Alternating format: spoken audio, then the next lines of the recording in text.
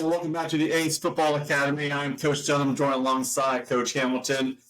We have the Olympics going on, Summer Olympics in Paris, France. If you haven't been watching, there's been some amazing events going on. You and I talked about stuff. Water polo looks exhausting. The swimming is exciting because you got the 50 meter, you got the 100 meter, you got individual medleys.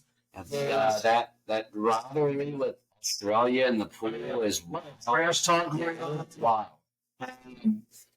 You got team handball, which one of my favorites. I think I hate to play team handball. It just looks like a lot of fun.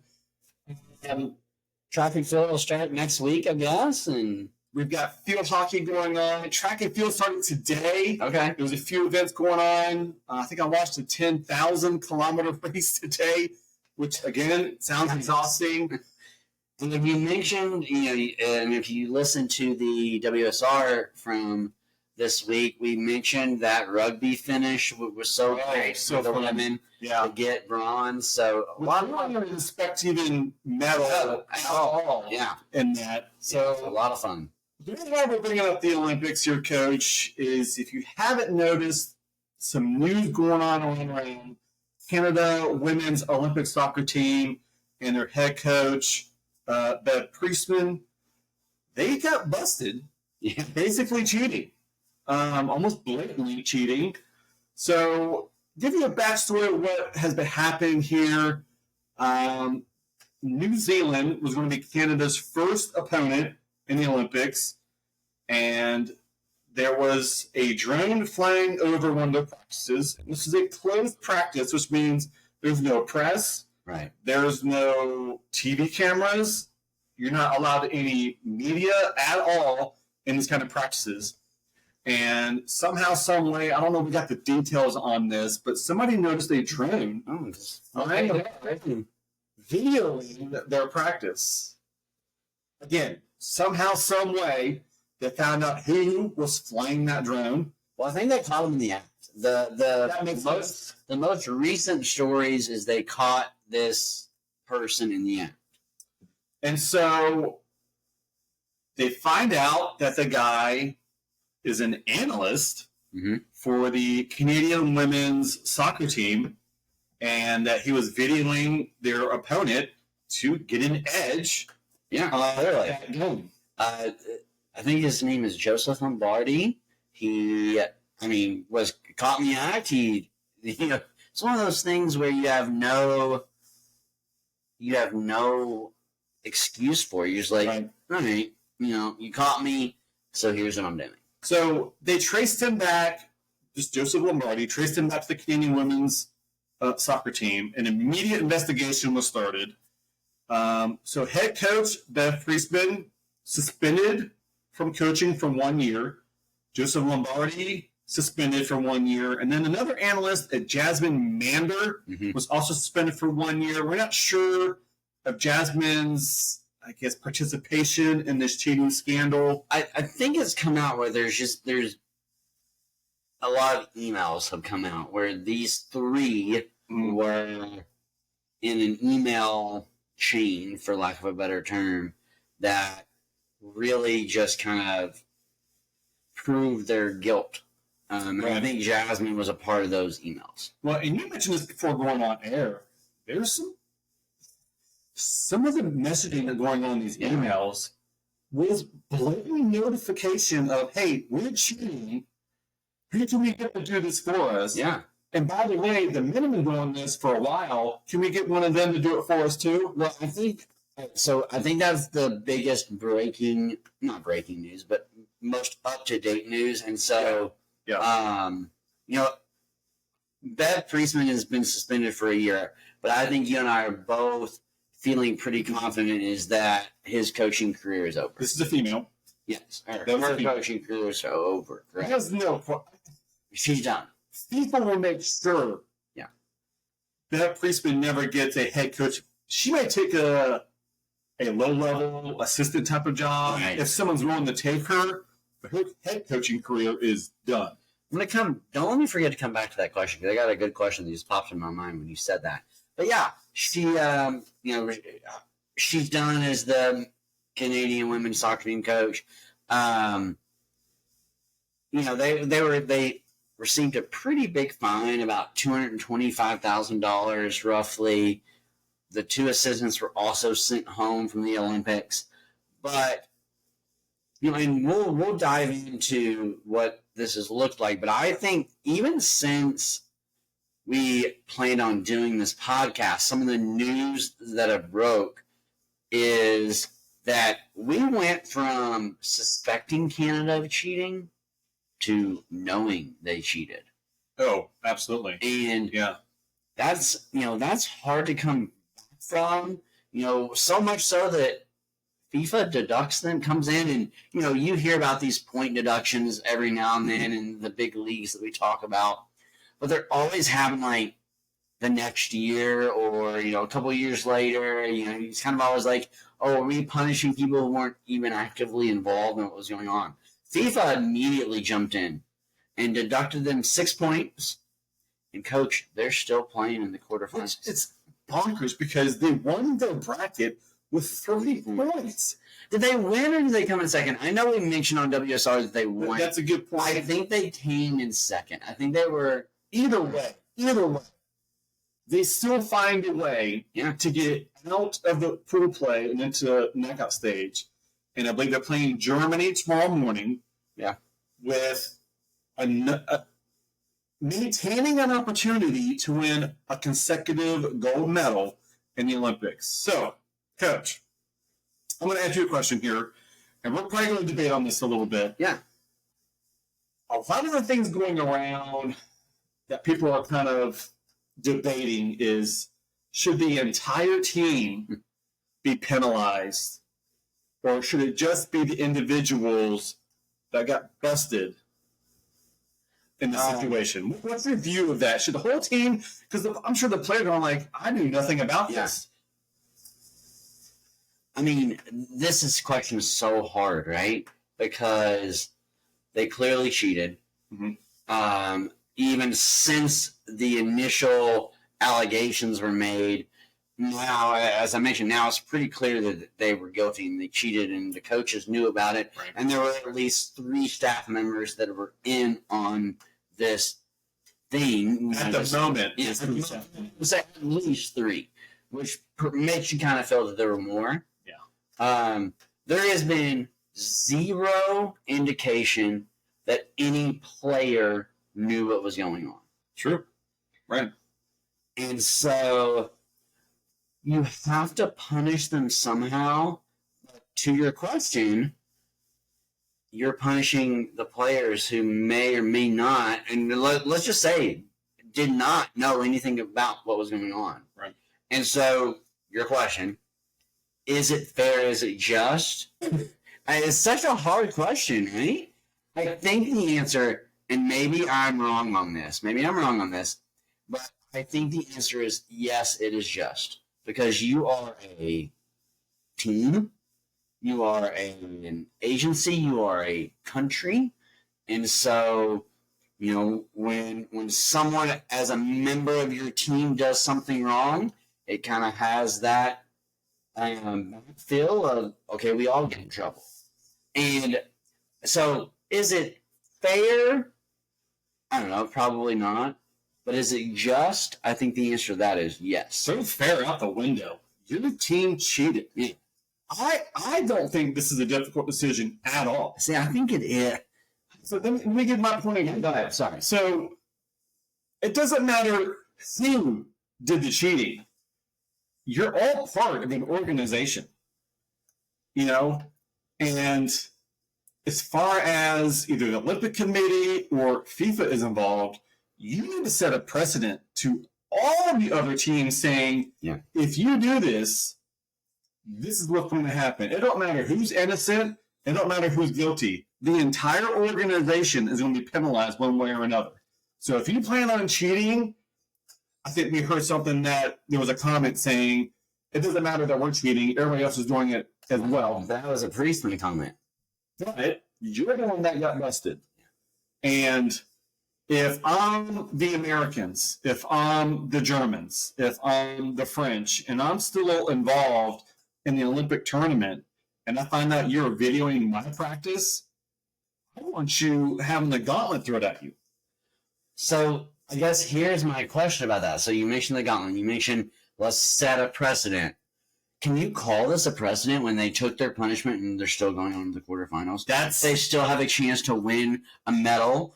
I mean, that's the ironic thing about it. Because why not? They try. I mean, 6 points sounds like it's 2 games. There's no way of getting out of that. Yeah. So I mean, why don't they just come out and say Canada has been eliminated from the 2024 Olympics? Sorry.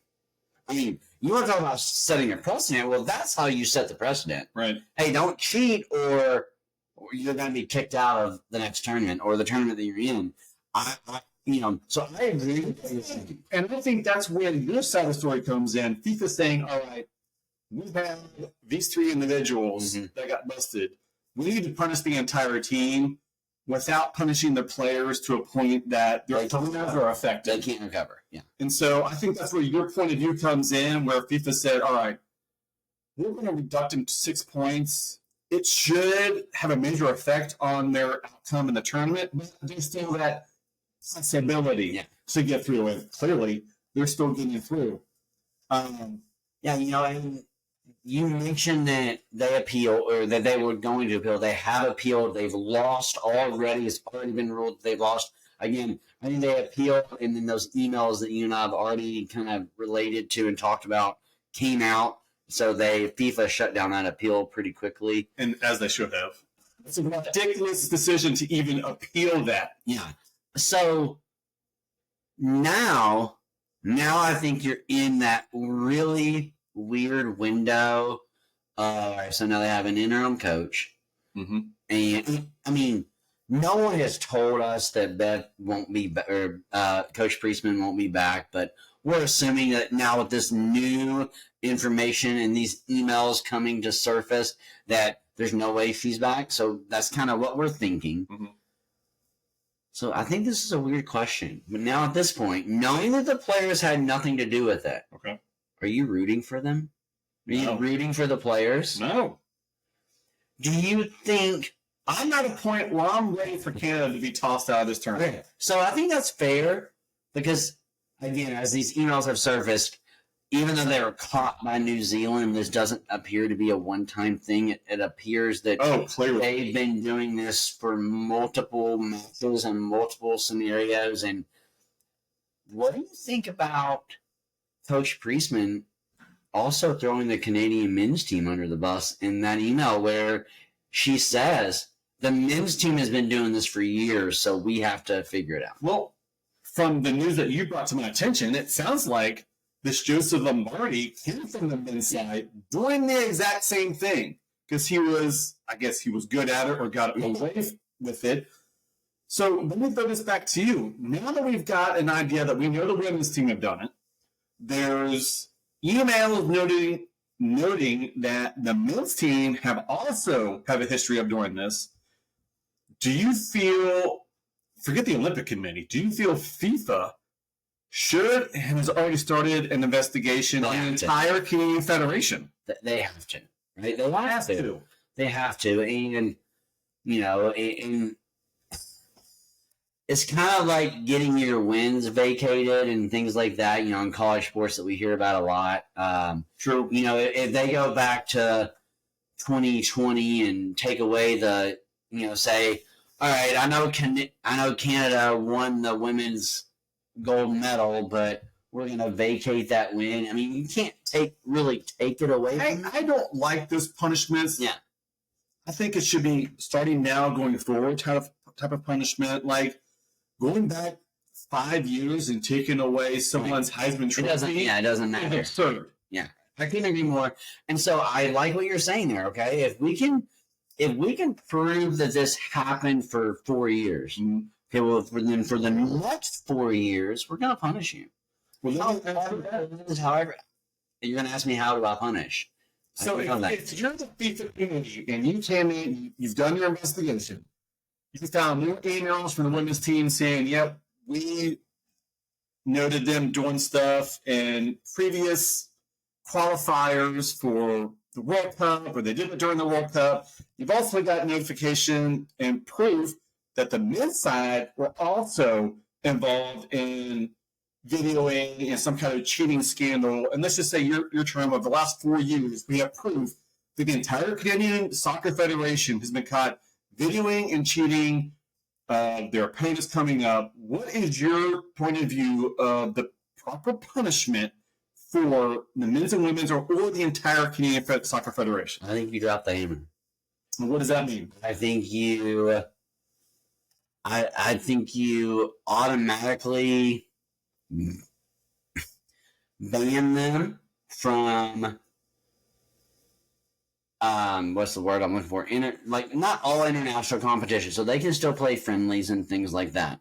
But I think you ban them from the Gold Cup. I think you ban them from the World Cup. I think you ban them from the Olympics for the next cycle.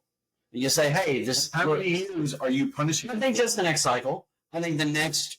So I guess the next 4 years. I'm punishing them for the next 4 years. Okay. You don't get to play in the next World Cup. You don't get to play in the next Gold Cup, and you don't get to play in the next Olympics. I have no issue with that. I think then you really send a message. I guess that is my initial answer, and that is where I would lean and go to. I guess my initial question is if you can prove that this Olympics was the first major tournament they did it in, then okay, maybe we just ban you from the next Olympics. I agree with that statement. It's based on the proof that you have. If we're saying, hey, we've looked and we've looked and we've looked, we only find proof of cheating on that game. Yes. I think the punishment should only fit that. Let's not assume anything. Right. You only base it off of the proof that you have in front of you. But with those emails that we have read, that we've talked about, they've been cheating for a while. It sounds like it's going on. I feel like if they continue to dig, they're going to find things. So, let the punishment fit the crime. If you find out that they cheated at the Olympics, which clearly we know, if you find out they cheated also at the World Cup last summer, okay, you ban them from the World Cup and the Olympics the next go around. If you find out that they also cheated in the Gold Cup, then now they're banned from the Gold Cup the next cycle too. I think you let the punishment fit the crime, and I don't think there's anything wrong with that. And does it absolutely stink for players? I think of can't think of her first name, but Sinclair. Who's Christine Sinclair? Who's probably at the end of her road. Oh, sure. Anyway. Yeah. But if she had one more Gold Cup in her, if she had one more World Cup in her, could you imagine that this is the way her career ends? Her country was caught cheating in a scandal that she had nothing to do with. And so that's where I back up what I said. I think the punishment should fit the crime, and you are banned from whatever you cheated in. Hold that thought concerning Sinclair. Yeah. I'm going to give my point of view on the punishment. Sure. Yes. I'm going to Sinclair because I want to ask you something in return to that. So when I saw all of this, and I heard about the men's side as well, my immediate response was they need to be banned from all competition for the next 2 years. 2 years. You're saying, we're saying FIFA in general. My point of view is FIFA needs to let everybody know the cheating thing is starting to get out of hand. And not just in soccer, in sports in general around the world. You got all of this betting thing going on around the world. You got these millionaires and billionaires that are involved, and winning matters. Yeah. Winning means money. And when money's involved, some high-profile individuals are sitting over you saying, you need to find a way to win. Yeah. And in my point of view, FIFA needs to be like, all right, this is getting out of control, where too many outside hands are touching things that they have no involvement in. And so I think FIFA needs to step in and say, if you're going to cheat, you have 0 competitions for 2 years. No friendlies, no tournaments. Wow. You basically have no federation for 2 years. Unless you're playing yourselves inside your own country. And then you make them clean house too. Like you're saying, hey, we're having a new election for a Canadian. I don't think it has that kind of power. Yeah. But I think the Federation would do that on their own. Yeah. It's a big player situation. And you feeling sorry for the players. if you're, excuse my voice is cracked there. Yeah, that's all right. You're good. If you're Christine Sinclair and you're at the end of your career, do you want to play for a federation that allowed cheating? What a great question. As soon as you started posing that, I thought in my head, if she, like in the back of her head, Because if I were Christine Sinclair, she put in her sweat, yes. her tears, the injuries she suffered. Yeah, I mean, she's giving her life to that federation. Do you want to continue giving your career to them? What a great question, right? We should call Christine Sinclair. That's what I can say. She's done.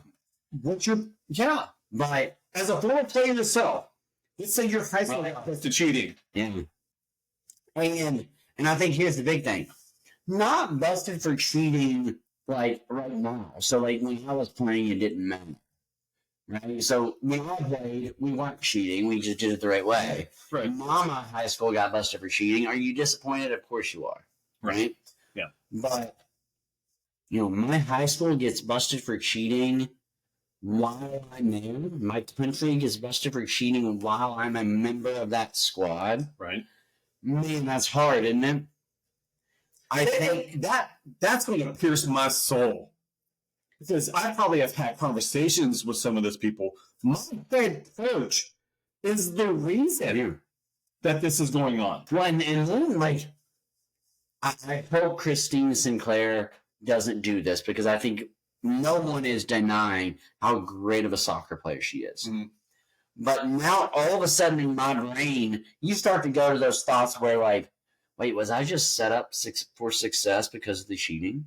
Right. Was I? Wait, Is this all a sham? Am I only good because my coaches knew how to play me because they knew what the defense was going to do? Right. Like, and again, that is not what Christine Sinclair should think at all because we know how good she is as an athlete and as a soccer player. But as a human being, those are the thoughts that enter your mind. Well, yeah, if for anybody that doesn't understand what we're talking about here, if at the professional level, if I know the other team's game plan, like what they're planning to attack us from the edges, or what their formation is going to be, if I know what that is, I automatically know how to counter that. Oh, 100%. Especially if I know it several days beforehand. And now I've got a whole squad that knows, hey, this is how we're going to play. Because the coaches are going to say, hey, we've got some inside scoop here. Of course not.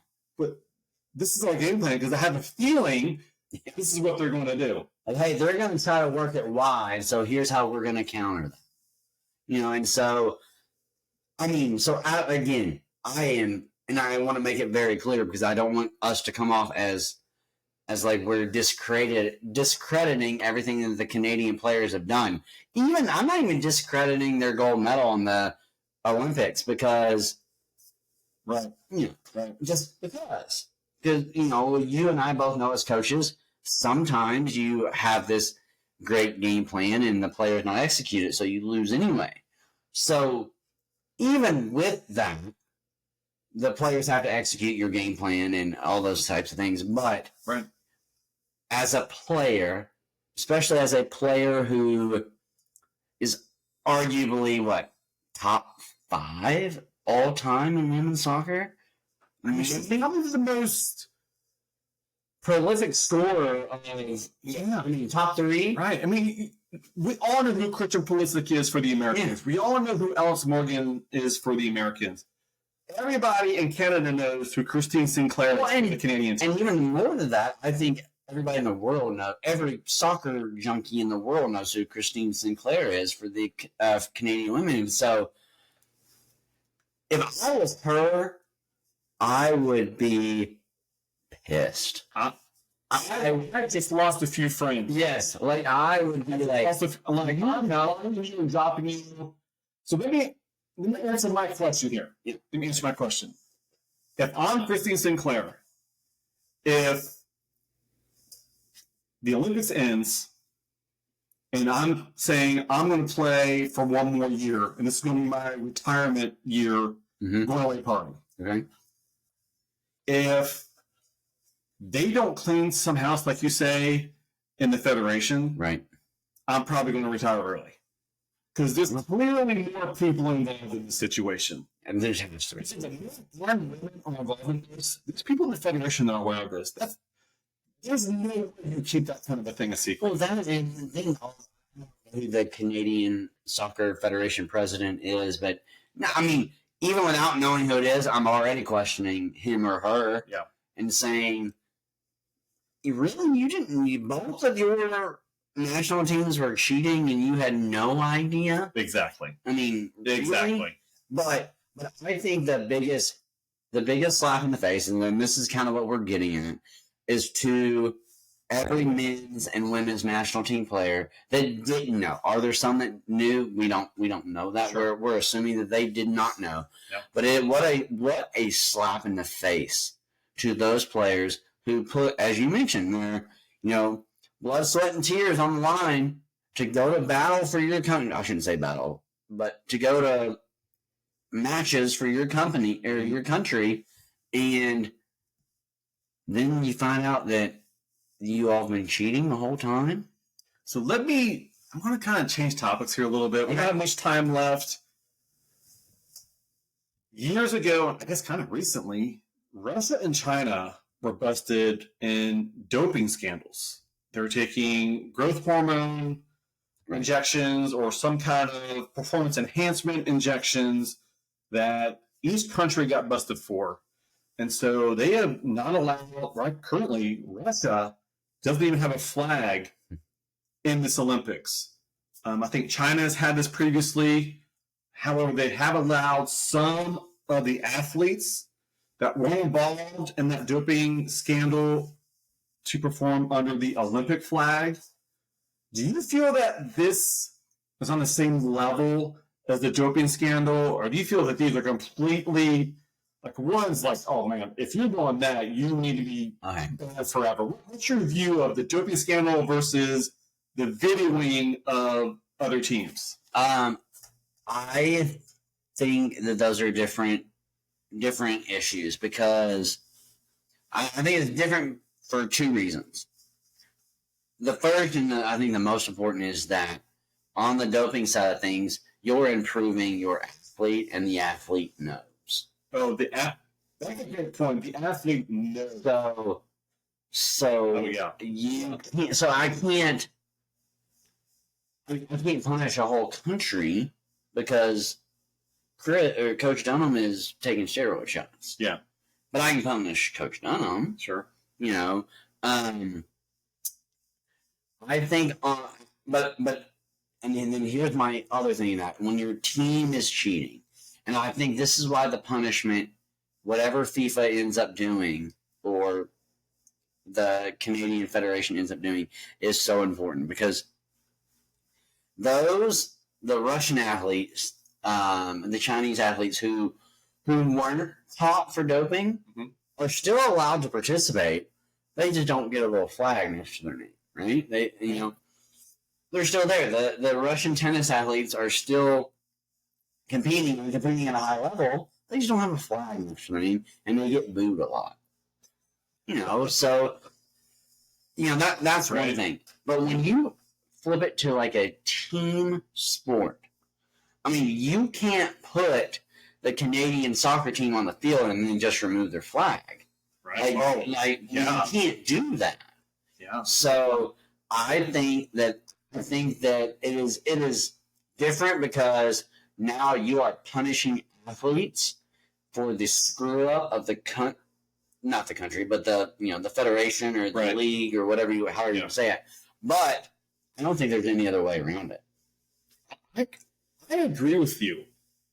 The fact that you said the athlete is aware and actively participating in the doping completely changes the outlook between the doping and the videoing. I think you and I are on the same page that we're pretty certain the players had no idea that this has been going on. We hope that they're not. I mean, honestly, as soccer coaches, we hope they had no idea. Because if that comes forward, if a player comes forward and said, yeah, we knew all about this. Yeah. You're talking about throwing the hammer down on this. Absolutely. I think that's a great point where if the players are aware and actually participating in cheating, that you throw the gauntlet at them. You set a precedent that's never been shown before. Absolutely. Coach, this has been a great conversation here. I hope you debate this yourself. We're curious how you feel about the 6-point deduction punishment, if you think it should have been more. What is your viewpoint of this? And give us a note on Facebook on how you feel about it. I'm sorry, I know I don't want to run long, but I think the question here is like even you and I both, when the 6-point deduction came out, you and I both were like, whoa, that is massive. Good for FIFA. Yeah. Put the hammer down. But now They're still in it. still in it. So now that 6-point deduction is just like, does it really matter? I mean, what if they go on to win bronze or silver? What if they go on to medal in this Olympic? And then he's just kind of like, all right, well, we didn't, whatever. We cheated, but we got away with it.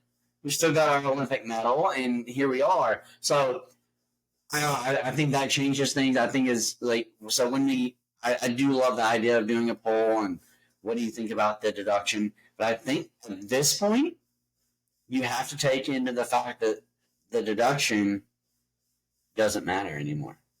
We'll let our viewers decide that. We have A.C.E Football Academy, and thank you for joining us. I am Coach Dunham. This is Coach Hamilton. Go kick some ace.